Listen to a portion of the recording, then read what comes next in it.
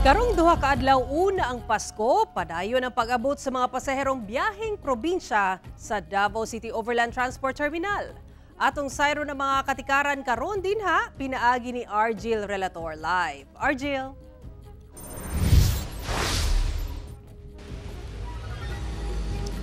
Sara, sa karon parayon ang pila sa mga pasahero pasulod sa terminal apan moving kini aron masiguro gayod nga ang tanang mga gamit nga dala sa mga pasahero kaya pailawom sa inspeksyon sa mga otoridad.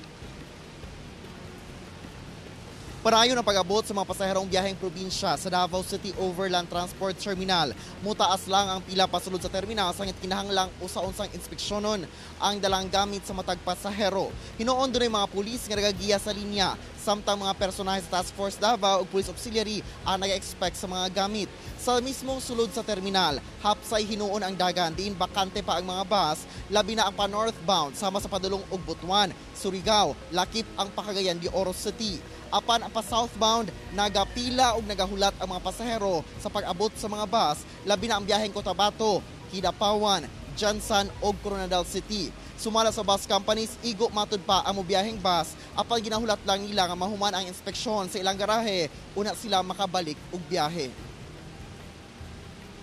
Sara, sa karon dugang sa mga bus companies nga makasakay gayod ang tanang pasahero ug bus ipatuman nila ang no standing. Hinuon sa matag pag-abot sa bus ug galing mapuno na dayon ang pasahero, wala sila ing hulaton kundi mobiyahe na largo na tanano aron nga mabawas-bawasan sab ang ihap sa mga pasahero nga nagahulat dinhi sa terminal. Sa karon mga kapuso nakasinatitag mga pag-ulan karon busa hinuon do na may atop ang kining passenger drive din sa terminal apan kinahanglan gyapon magdala og payong labi na katumutabok dito sa terminal pa southbound.